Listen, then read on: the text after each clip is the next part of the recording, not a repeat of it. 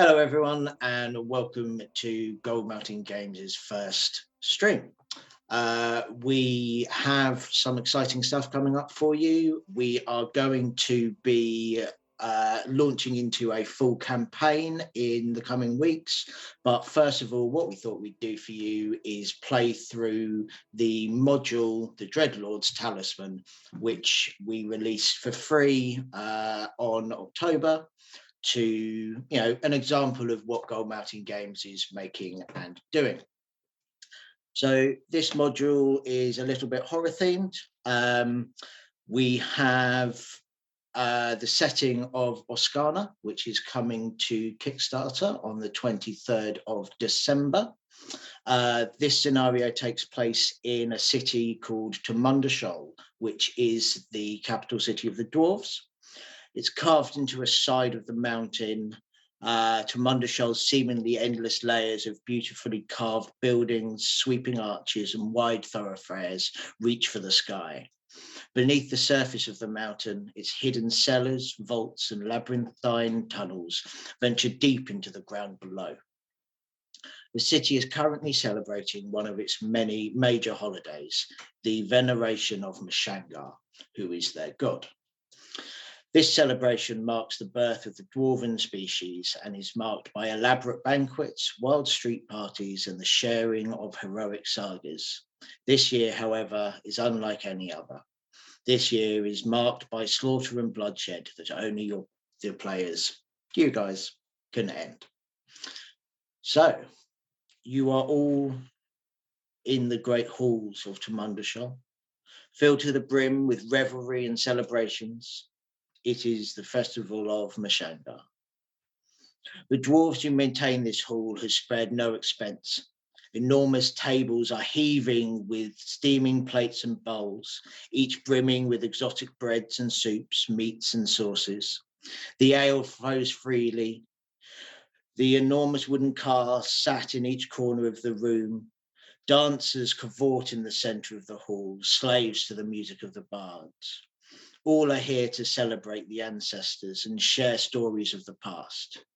When great heroes triumphed over wicked evils, there are hundreds of candles bathing the carouses in warm light, and a deep voice resonates through the hall. You are all here as visitors to Tumundashol. You are in this hall. Would you like to introduce yourselves? We will go first of all to Jeff. Who are you playing?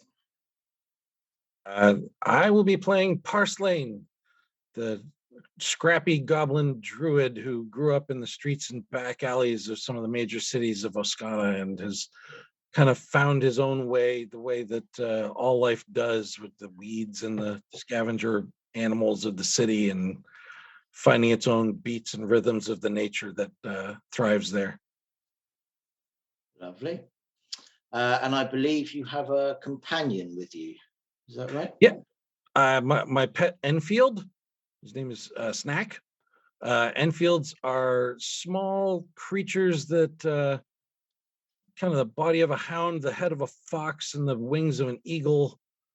They look like a mishmash, kind of a sixth grader drawing, but they're cute. They're loyal, and Snack and I have been together for a while, so we're kind of inseparable. Lovely, thank you. And Chuck, we'll go to you. Who are you bringing to the revelries?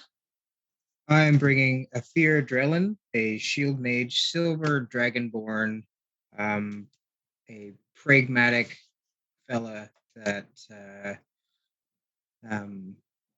of fairly high intelligence. Yeah, and that's his. Cool. Katie. I will be playing Gwent, the tiefling medic, and I am a medic, not a healer. Chaz. I'll be playing Zip Thistle, the cerebrant coalescent, a gnome. Lovely. And Emma.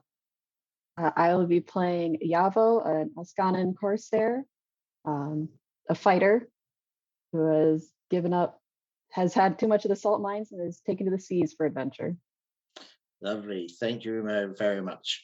So, as you are sitting in this hall, as I said, this deep booming voice starts to speak, and the crowd around you starts to.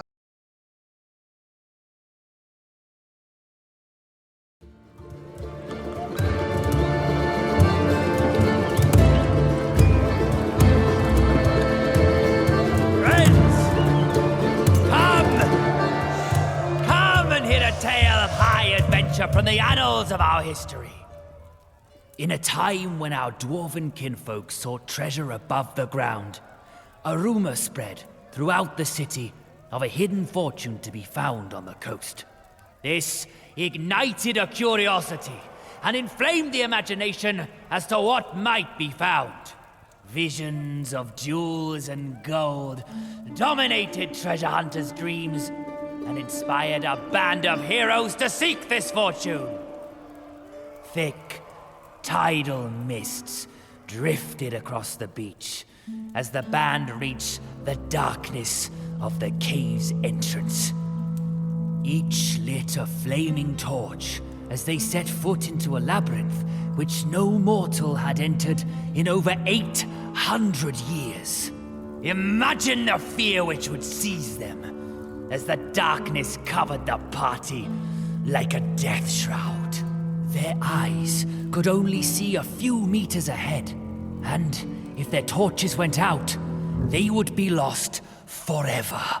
But, my friends, these were no ordinary folk. They were heroes, like you! Their hearts were as strong as steel, and their martial prowess was unmatched. Into the terrifying maze they ventured. They found bones of ancient wizened creatures for which they knew no name.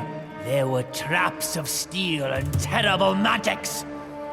Many were the times they almost lost their way. Eventually, however, they entered an alcove from which shone gold.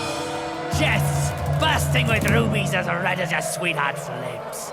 Emeralds as green as a comrade's jealousy. Having found their prize, they marched forward.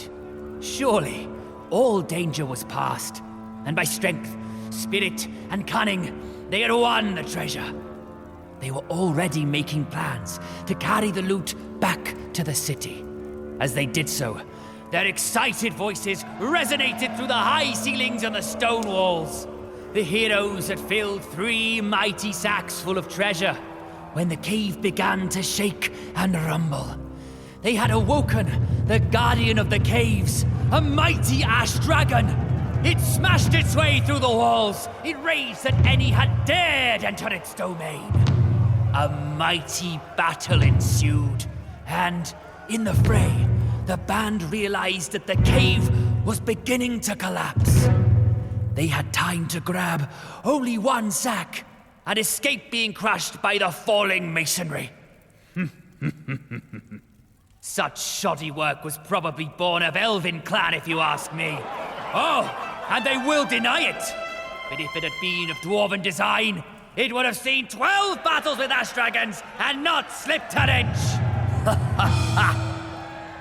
Anyway, where was I? Ah, yes. The heroes escaped and made their way back to the city. They talked and yelled and hollered so much on their return journey that it almost woke the dead. In fact, it did.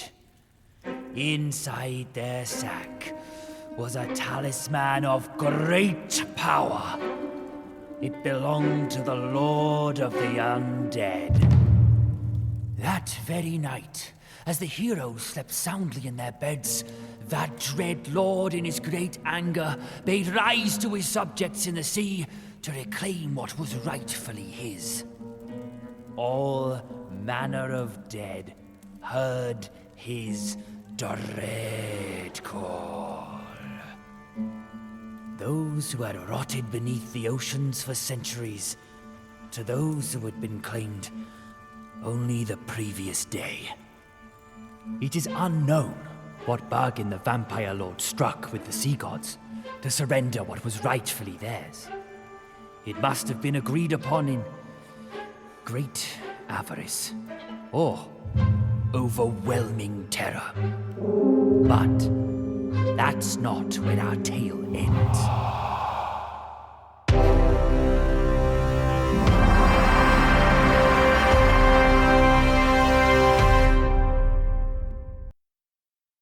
The story continues. You start feeling slightly lightheaded,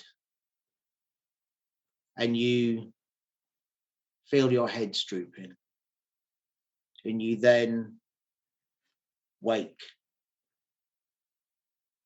But you are not where, or possibly even who you thought you were. Screams awaken you. For a moment, you think it may just be a nightmare, but the screams ring out again. As you stumble out into the hallway of this strange villa, you find absolute pandemonium. People are racing down the halls, many leaving trails of blood behind them. As the panic begins to course through you, you run outside into the streets of oneshot, searching desperately for anyone you recognize. The scene outside is much worse than it was indoors. The undead fill the streets, tearing at anyone within reach. Bodies are strewn across the streets, soaking in puddles of blood so wide you can't avoid stepping in them. You watch as one brave guard tries to hold off another wave of reanimated dead and immediately is torn apart. As you look around you, you see that you are not alone. There are 5 of you standing at the entrance to this villa. So, Purslane, it is your go. Ooh, have you rolled initiative for Snack?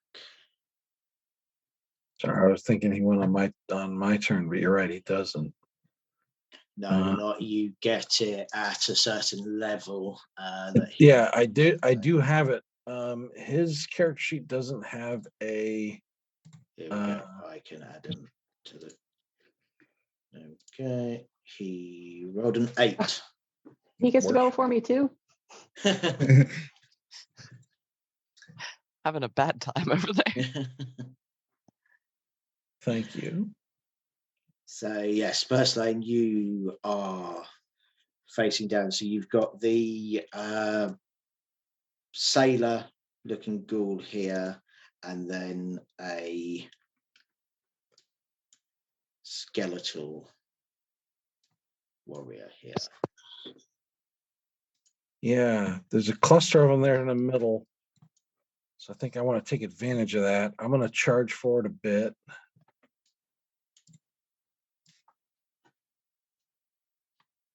And get up to the wall. How high is that wall?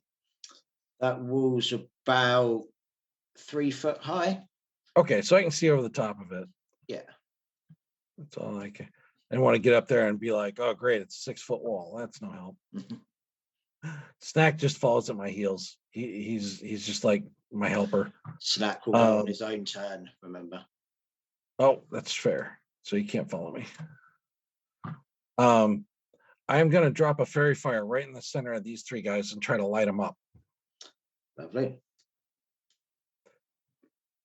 So they need to make a reflex save. What are they? That's what I'm just double checking.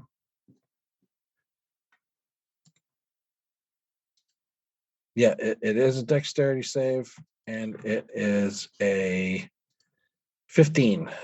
So if you click on the name of Fairy Fire, it'll come up in the chat. I can do that.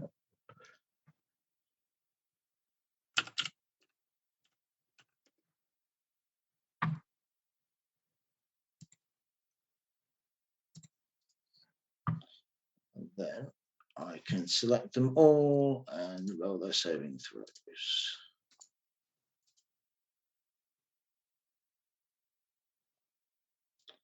Oh, so the ghoul has passed. However, the bone magician and the skeletal warrior are both lit up by fairy fire.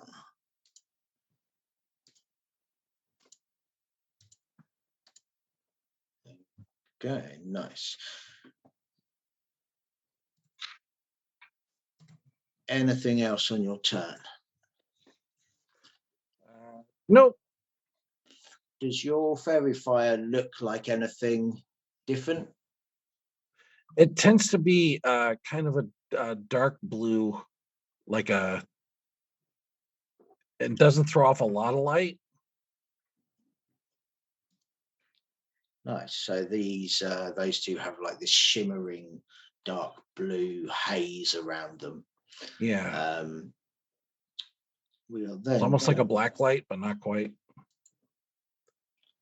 it is then the bone magician's go if you are finished with your turn. Mhm. This bone magician kind of looks down at itself like this light, kind of this, and he flares his hand out at you, and a firebolt is coming at you. You are in partial cover from the wall, so you get +2 to your AC. Is a 16 enough to hit you? Nope. So this firebolt just slams into the rock of the wall and leaves this like black scorch mark, but you manage to avoid any damage. He kind of howls at the sky, clearly frustrated. And then we will come on to Afir Dralin. Fear. Fear is going to just check in distance here.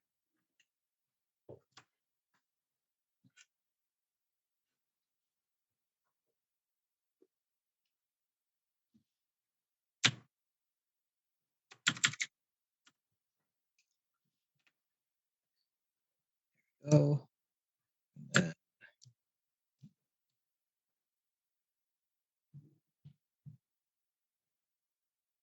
I'm going to cast Shatter in between the ghoul and the skeletal warrior. Very nice. So again, if you click on it, it'll turn up in the chat and we can do the rolls from there. That's a second level. So I am going to. So DC 16 con save.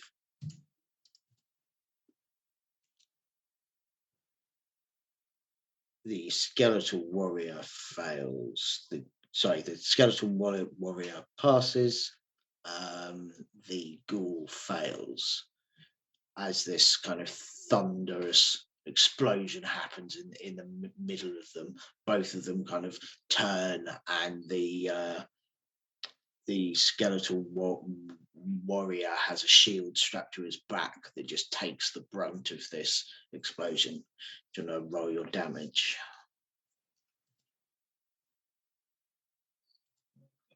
3d8.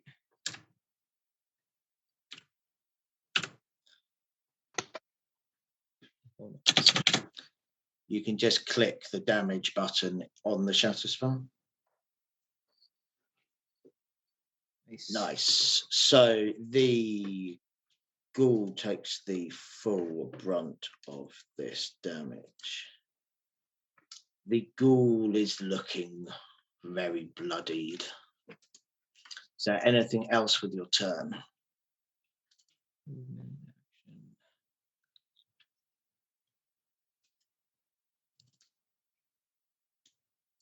Bonus actions.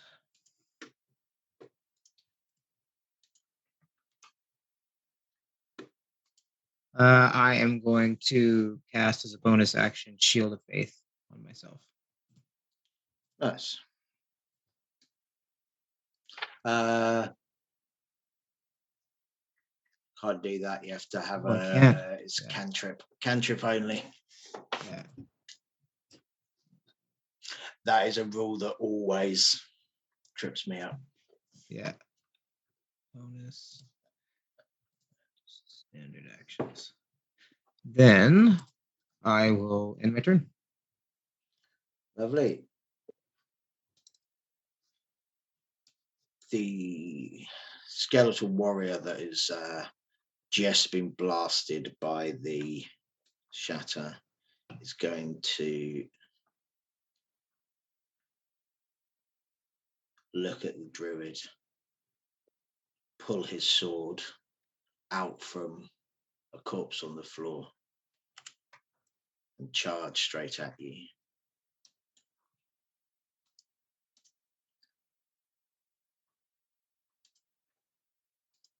He swings his sword down, and I'm assuming an 11 does not hit you. It's just scatters across the cobblestone next to you as he swings wide.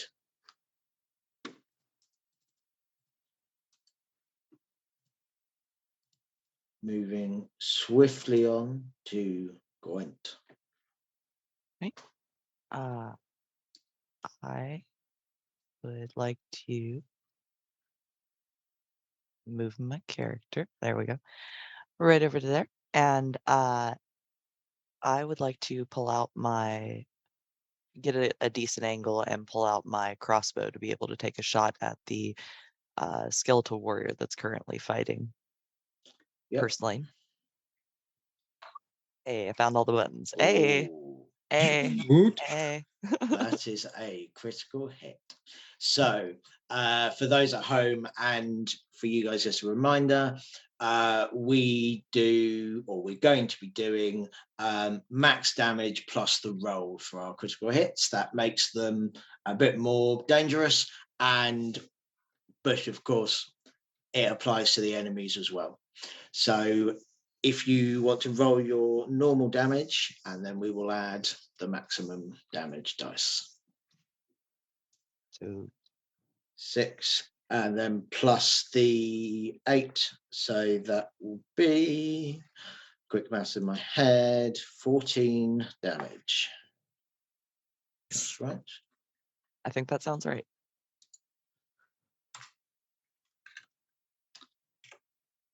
This crossbow bolt sinks deeply into the bone that is still kind of just hanging on for his shoulder, and your arrow stays in that joint. It is not looking like a comfortable thing to move his arm now. All right. Anything else on your turn? Aside from moving over there, so I'm out of the way and just kind of holding my crossbow ready to shoot the next thing that comes within range, I am good. Lovely. We are on to Zip Thistle. For, again, new viewers, Zip Thistle, just a bit of a tongue twister there, is a coalescent, which is a new class who uses lots of cantrips instead of spells, and they can combine them to have some quite interesting effects. Zip kind of takes in his surroundings and takes out his monocle and says, "Oh, well, dead things always take well to insults." So he'll take a movement 15 feet forward and look at that mage that firebolted that peasant and say, "Your sparkling bone is showing." Now, as a bonus action, I'll cast Vicious Mockery. He needs to make a wisdom saving throw, please. Oh, he is not very wise. DC 17. Oh, he rolled a All 19. Right. It's got -2. Oh, well, seeing that. Oh, so you want to play rough, huh? And I will cast Eldritch Blast with Vicious Mockery Catalyst, and I'll make 3 attacks, one versus each of the 3 that we are currently fighting.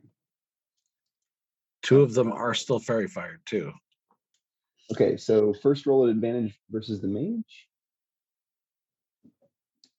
That definitely hits. Okay. Roll against the skeletal warrior with advantage. Also hits. And straight roll for the ghoul.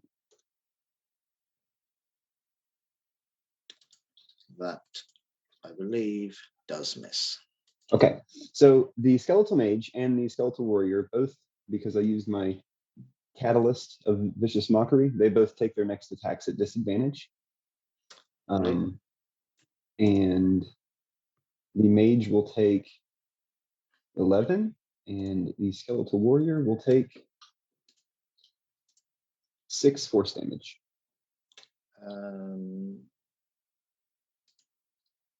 11 force damage, and the warrior is 6.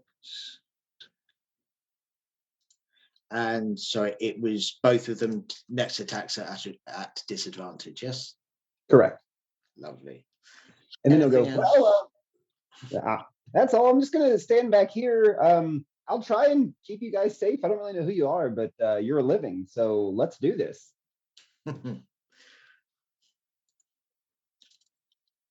So That's my turn. from the east, you see another skeletal warrior start to move towards you. In fact, it is going to dash towards you. But that is its turn. Snack. It is the Enfield to go.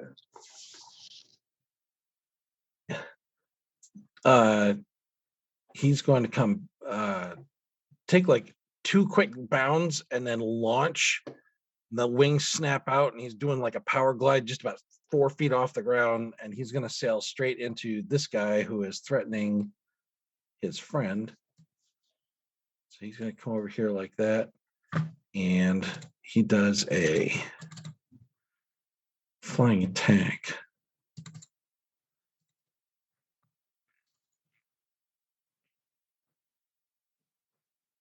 Yeah. There you go. Aerial pounce. So it's a claw attack.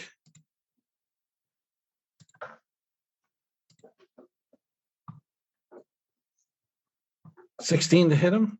That does hit. It only does 1 point of damage, but he is knocked prone. Nice. He is prone.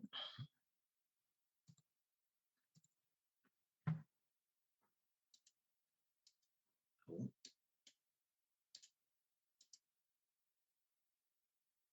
Anything else from Snack? No, but personally, I'll just give him a quick wink over on the side. And He gives you a appreciative look. Yavo. All right, Yavo will come up on this one here, following Snack. The DM allows, he would like to give a quick pet to this adorable creature, and then he will attack. And then, and remind me, prone is at disadvantage? You get advantage in melee. It's I get disadvantage for ranged attack. So yes, you will get advantage. He's also the skeletal warrior is also under the effects of fairy fire, so you'd have advantage anyway. So double advantage is what I'm hearing. Unfortunately, not double today. secret advantage. All right, so I'll roll advantage. 18 hit. It does indeed. All right, I will roll damage.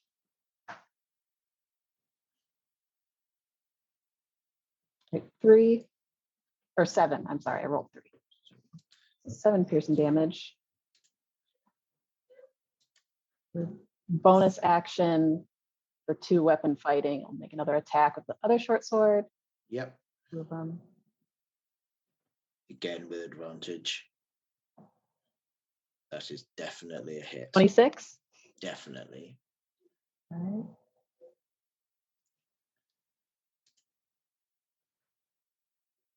Oh, bummer. 5.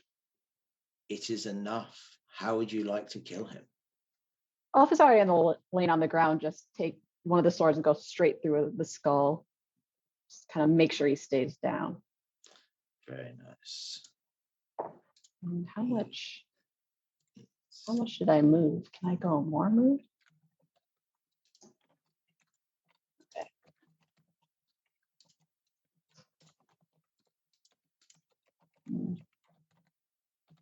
Can't quite get to the next one. So he'll just start moving in that direction, and then I'll end my turn. Nice. This, you can hear in the distance that there are more enemies behind the fountain. You can hear this shuffling forward.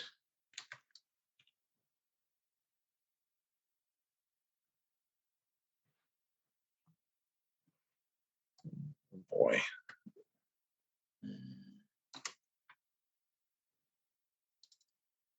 And just around the fountain, you can see that there is another magician there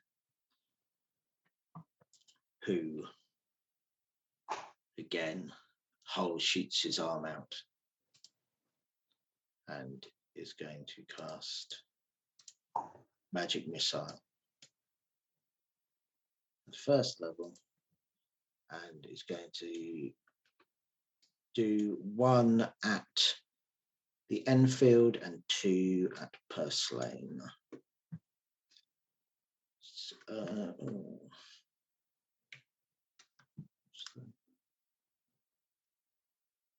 range 120 feet. It's going to do 1 at Purslane, 1 at Snack, and 1 at Gwent. So Purslane, you take 2 force damage. Ow. Snack takes 4. And Gwent takes 2.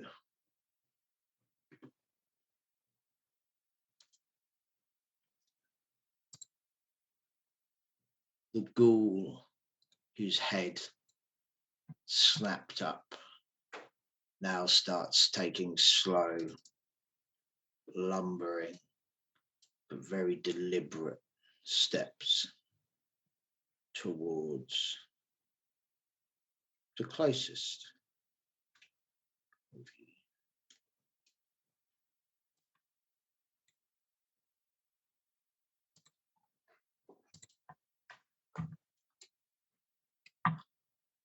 Luckily for you, there is a wall in the way.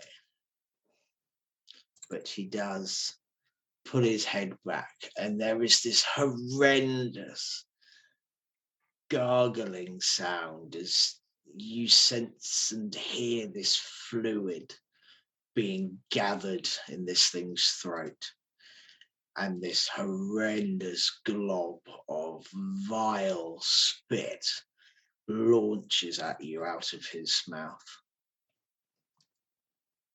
Like that.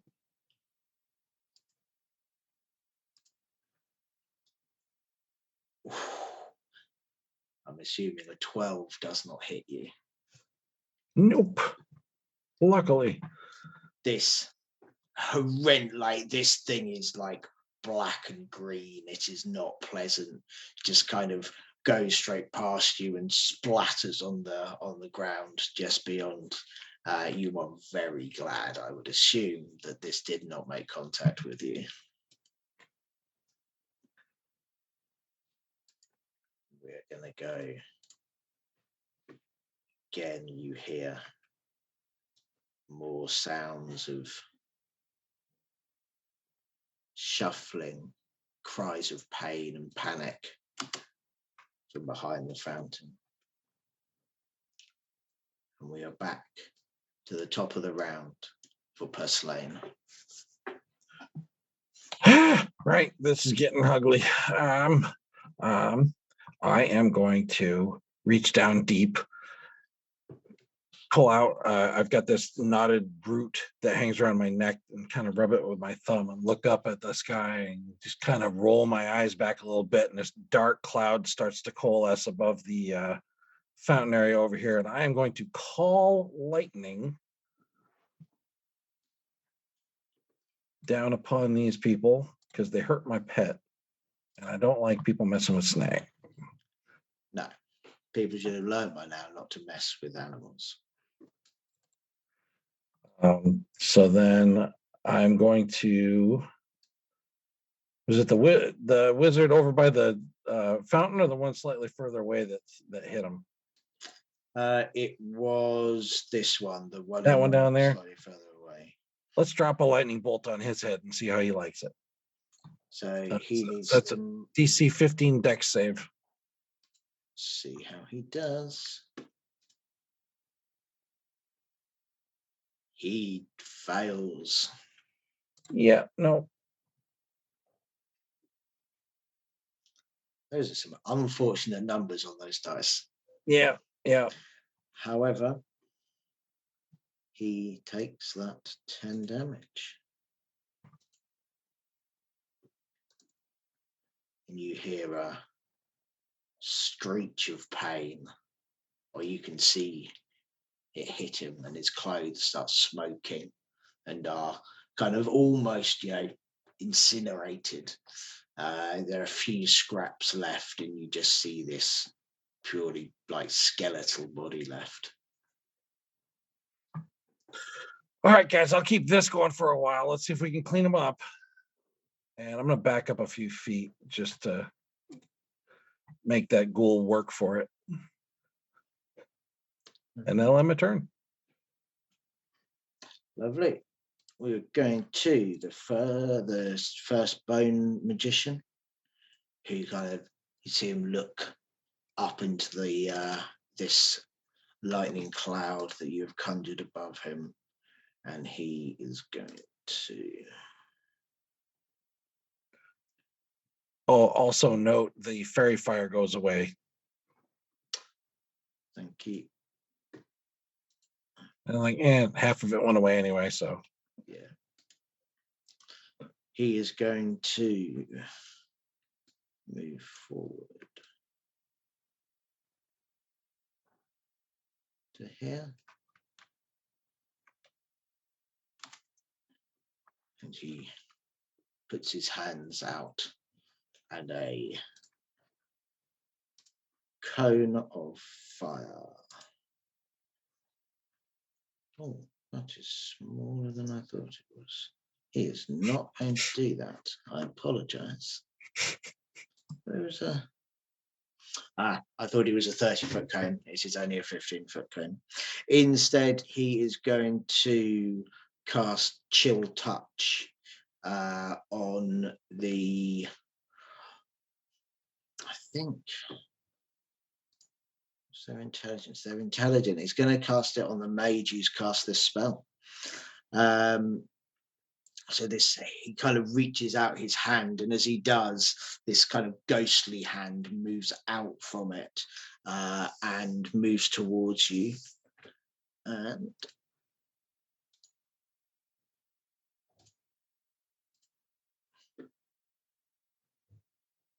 I am not rolling well. Does a 13 hit you? Does not. He kind of curses in a tongue that you do not understand, but there is vitriol and anger in those words. And we will then go to fear.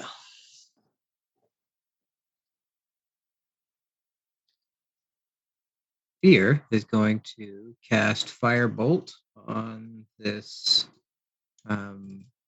skeletal warrior in front of him. You will be at disadvantage because you're within 5 feet. I'm gonna disengage and Okay.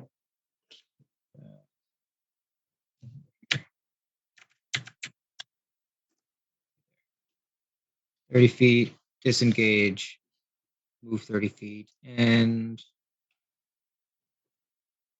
end my turn. Okay. This skeletal warrior is dead. Gwent, we are round to you.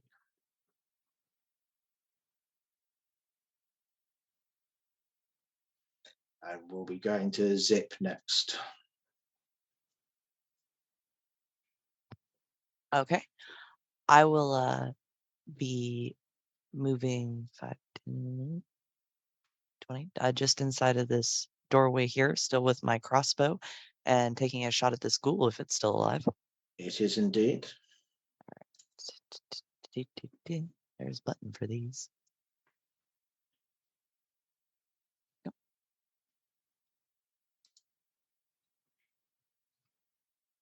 I doubt that one hits.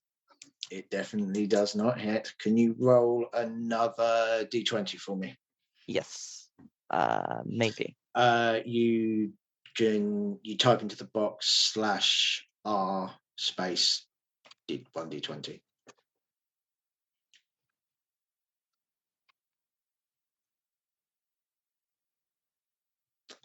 Your bolts, like, you are so far off that it skitters on the ground and kind of just skips into the fountain. Okay. Can I use my extra attack to make a second attack with it? Is that possible? Not with a crossbow because of the loading property. Gotcha. Then I will just hang out there and block the doorway. Lovely. As I said, we're on to Zip next. Okay, so seeing a fear just kind of dash away and leaving this open over here, Zip kind of takes a step forward down towards Yavo, right there, and he'll point at the ghoul and say, "You're just gonna spit a loogie mid fight? Like, we don't know you like that." Bonus action, vicious mockery. Mm-hmm.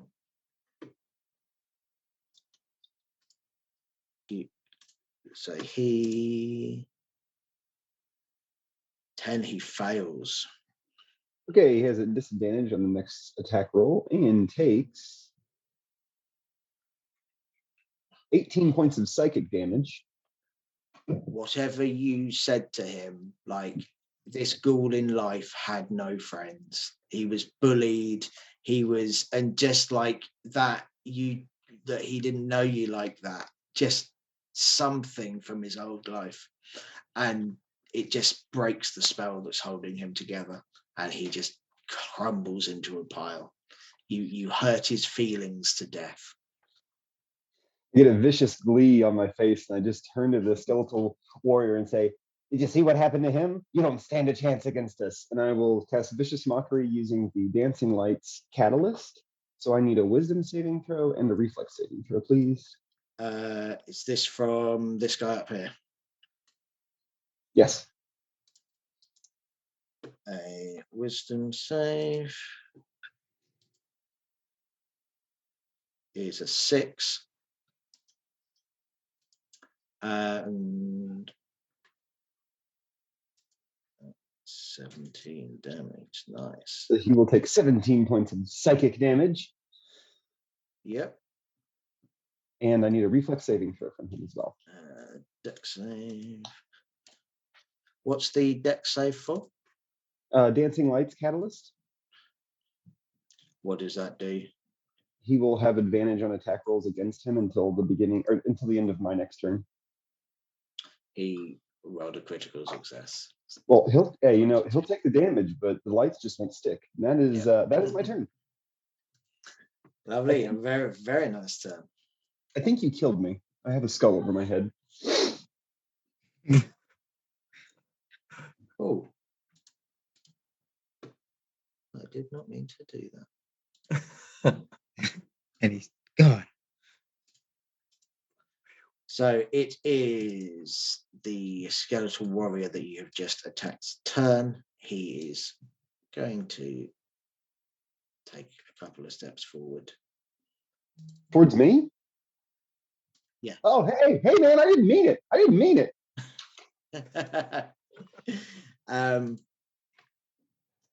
And he is going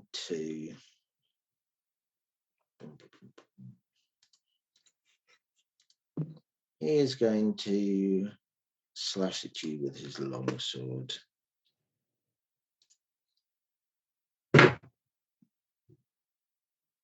Oh, 13. Oh yes, that hits. As you look at Zip Squish. Thistle, he's wearing like Squishy. a vest and some Um, shirts. There's no armor. You will take 16 points of slashing damage. All right.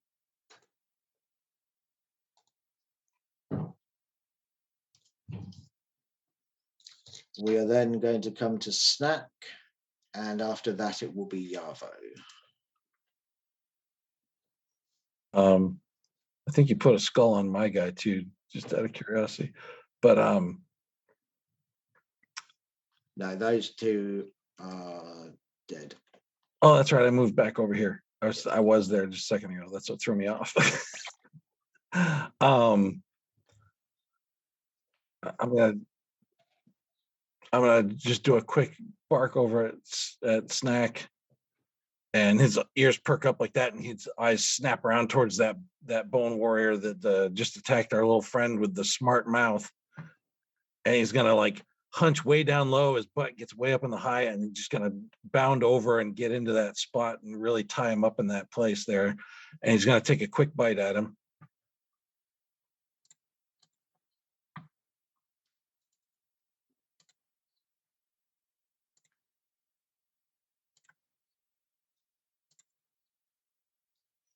That's probably not going to hit though.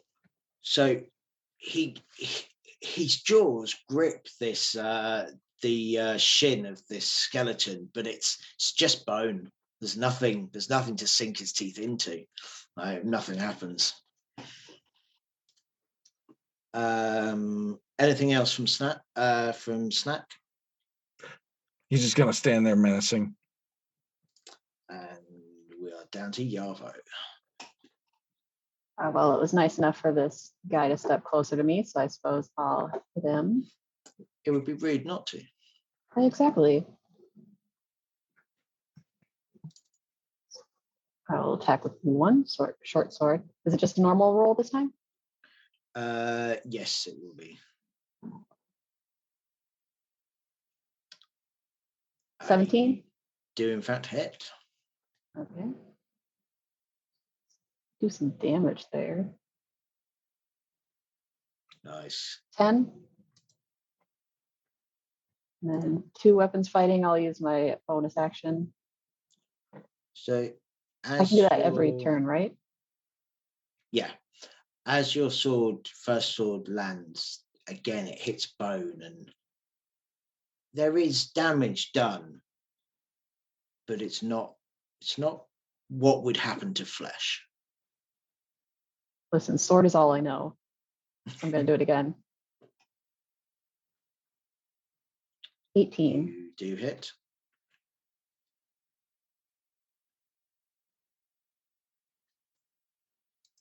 Six. And again, the same thing happens. Swords aren't very good at cutting bone. Okay. Well, I have 2 more attacks, so I'll just keep chipping at him until I can. I feel like you're aiming at the same place and just gradually going to work through the one bone. Like cutting down a tree, I'll get through it eventually. You do hit. All right.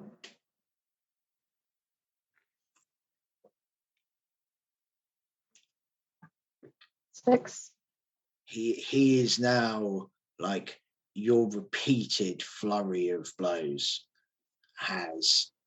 it is taking its toll. You may not be doing much, but you're doing a lot. of times. If that makes sense. I got one more. Let's see what I can do with it. Oh, Oh, that's not going to hit, is it? that And- does not hit, I'm afraid. Bummer. Okay. He figured out my plan of hitting repeatedly and move. He moved his arm this time. All right, that's all I can do. I mean, you have done some decent damage to that guy. We're going to the 2 bone magicians again. This one is going to move up.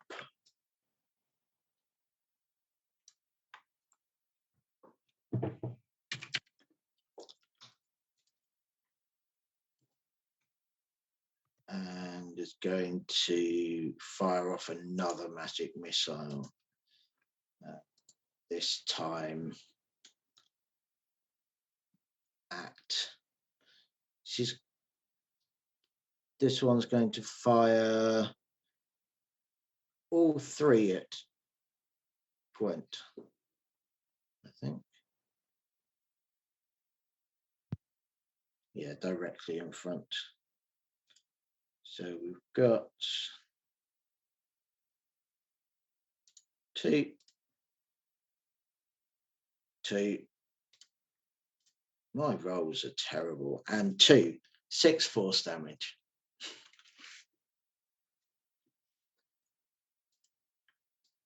There is a hiss of anger again. These mages are.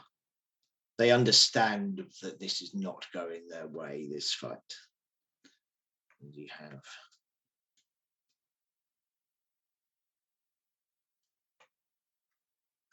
again, you hear the sounds of another creature behind the fountain. Round 3 for Slain. We're back to you. You are in a pretty decent position. You've got 2 dead, 2 damaged. Yeah. Those guys have got a pretty good lock on this guy that's close in, though. Those wizards are starting to chip away, and I'm not liking it, though. So I'm going to take a note from my fellow shorty over there. I'm going to yell over at that wizard and go, no, more like this. And I'm going to call down a lightning bolt on his head. So which one are you? The one that just magic missile went. That was this one. Yeah, same one I did before. Yeah. He pissed me off twice. First he hurt my pet, now he hurt my new friend. So that's. Oh wait, I need to change my thing.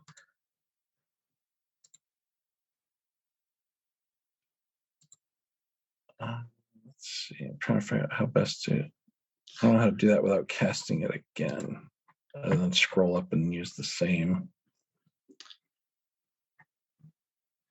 That's a good question. It's okay. I can still just use it. So it's DC 15 saving throw dexterity. Yep.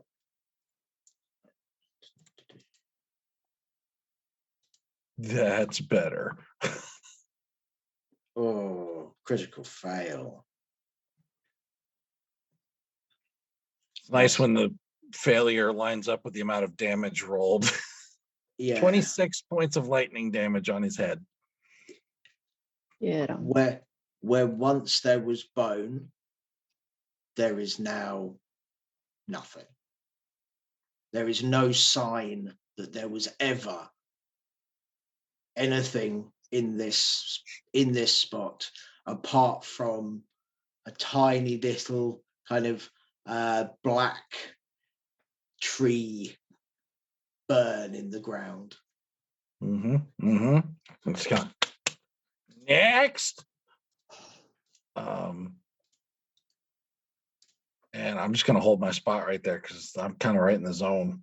I can see everything and I can heal anybody that needs it.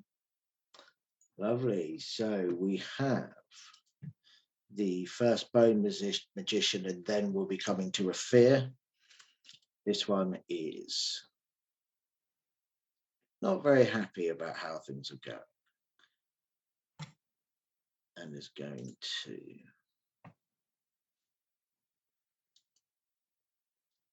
move.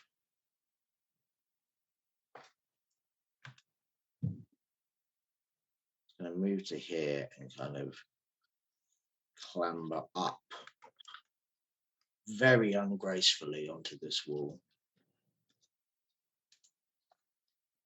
And is then going to cast Burning Hands like that. So could everyone there, including the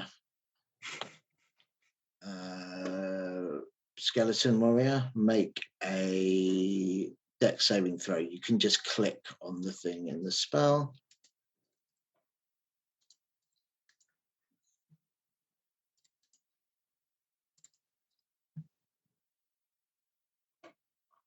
Yeah.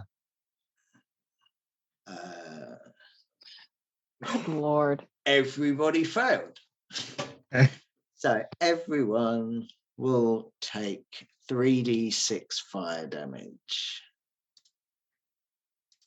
Hate that for us. That is 12 fire damage to everybody. And the bushes just behind get singed and kind of light on fire.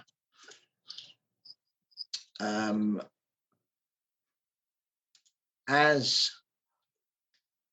the fire wreaths that skeletal warrior in flame, you see the skeleton kind of almost crumpling on itself, and then there's just a burst of bone fragments. And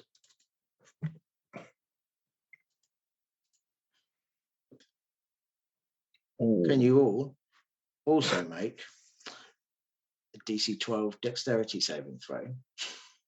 Now we understand why he did that.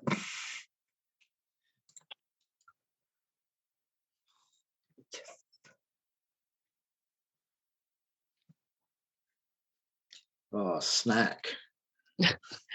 Oh no. I can't. If Snack That's dies, I'm bad quitting if the I game do it. right now. Yeah, we can't let that happen. So you all take 6 damage unless you passed, in which case you take 3. And that skeleton is no more.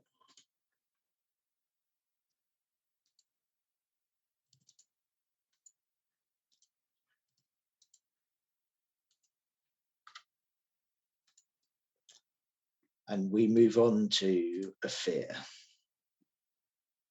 who bravely ran away, so wasn't involved in any of that. I am going to bravely use the fire that you guys have started, and I'm going to toss it at the what's his name? Skeletal magician there on the top. Yep. I'm going to use Firebolt.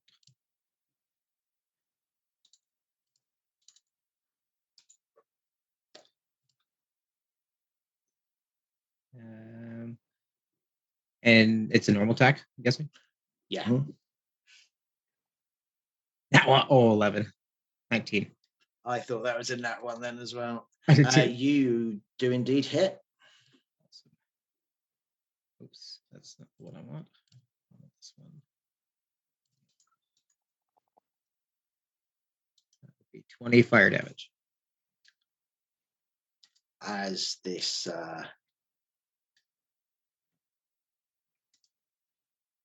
your flames wreath this skeleton, and you think you've done it, but then there's this horrendous throaty kind of laugh that comes from it.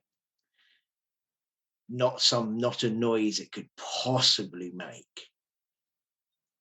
And then its head turns and looks at you.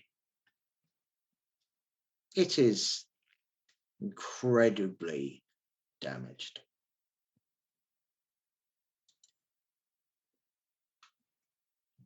Would you like to do anything else with your turn? I think that's about all I've got for action economy.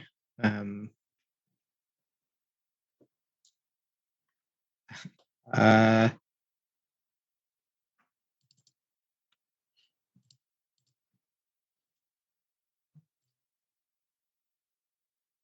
yeah, I will end my turn. Down to Gwent. I would like to step over the body of a dead ghoul and coming close to this situation over here. Yep, And draw my rapier along the way if that's possible, indeed. so that I may stab someone twice. It's 18. That hits. Okay. And here's damage. Got 11. And How would you like to end Oh. the skeleton? I would just like to shish kebab it so that it falls over the wall and we just have that beautiful line of dead skeletons there. It is a piece of modern art. Awesome. That's all I wanted. So I'm happy over there surrounded by dead. So,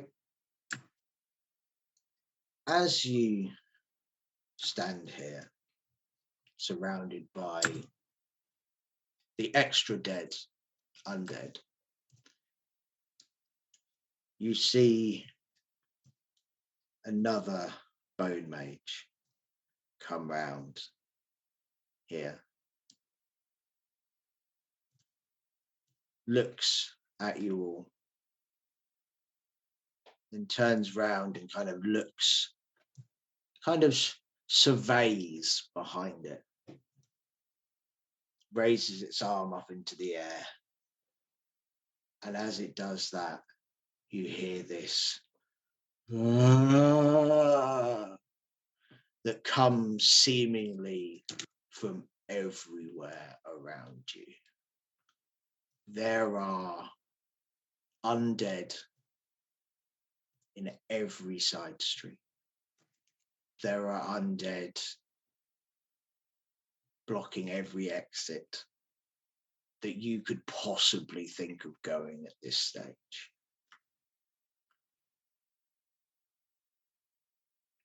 And you turn back to this skeleton and you see dozens, if not hundreds of dead swarming out of and into every exit, every possible passageway. They're squeezing between trees. They are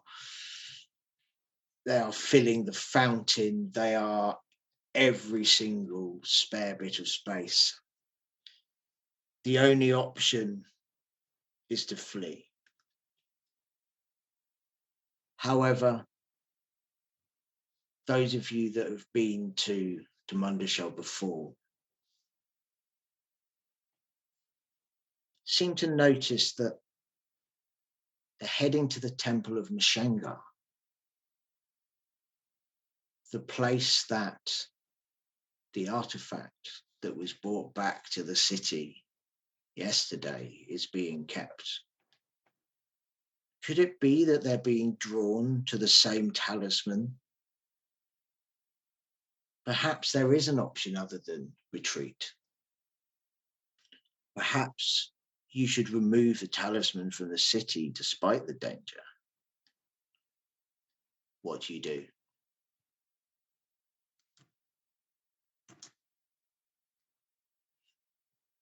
Are we out of combat? You are indeed out of combat. However, you are under quite a lot of time pressure. Does this occur to us, or like who does it occur to? I guess. If you all give me an insight check.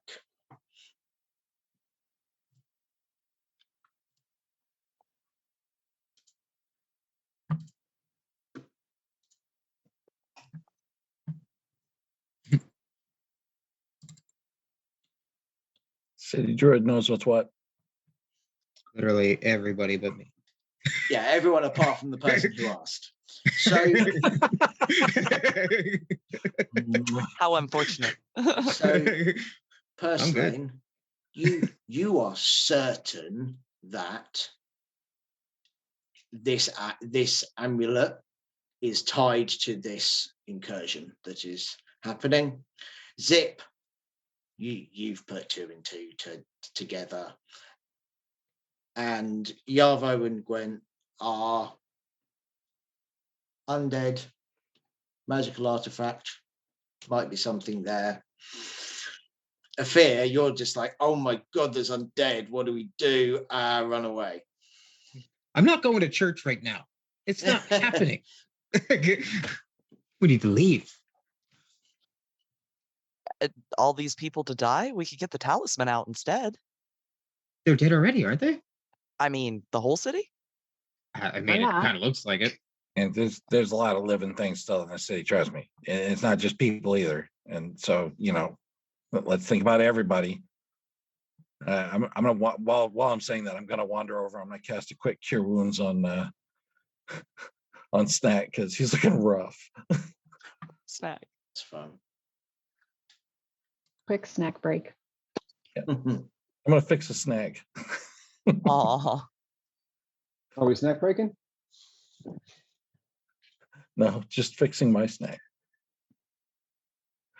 Oh, Almost minimum. Unlucky roll. yeah, pretty much minimum. Oh well, I tried, buddy. So, It'll help. as I said, tremendous crushing time pressure. What are we doing? Okay. We need to get over there and get that thing and get out of the city so it doesn't kill all the people, right? I would agree. Supposedly. We'll either find the thing and figure out what we can do with it to do that. We'll find whatever is there trying to use the thing, and maybe that's causing the thing, and we can stop them, or something along those lines. But the answer is definitely going to be there. And we're not going to know unless we go there. And I might know a back way. I don't know. I could probably find us a path. So, There seems to be a lot of unknowns for certainty. I'm certain we That's the don't best know. plan I'm we certain got. we'll find out. We certainly don't want to stay here and get surrounded by dead things. 100% on board with that. Okay, so let's go.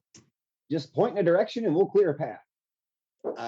Circle of the City Druid. This feels like your time to shine. Would you Yep. like to give me a survival check to find a free passage towards the Church of Mashanga?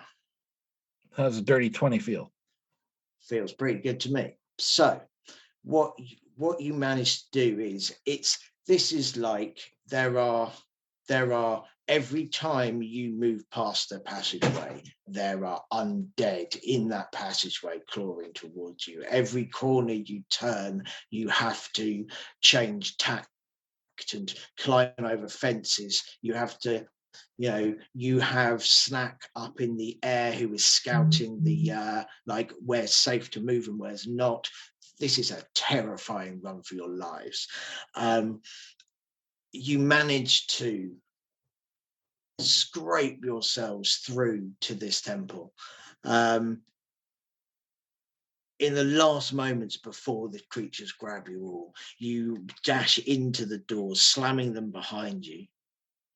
In front of you is a stone dais with the talisman sitting quite peacefully with light kaleidoscoping off it. Roll an arcane check on it. You can indeed.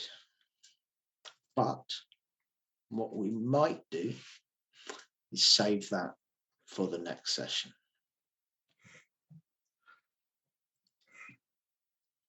We will be back next week to find out what happens. Are they going to survive this horde of undead? Are they going to get the talisman out of the church? What's caused all of this? So yes, we hope you have enjoyed that. We will be back next week. Please do check out our Facebook page, Gold Mountain Games. Please check out our Patreon, Gold Mountain Games. And we also have our Kickstarter, as I mentioned at the start, launching on the 23rd of December. The pre-launch page is ready. You will find that through all of our social media. Yeah, please let us know what you think, and we will continue next week. Thank you very much. Thanks very much, everyone. I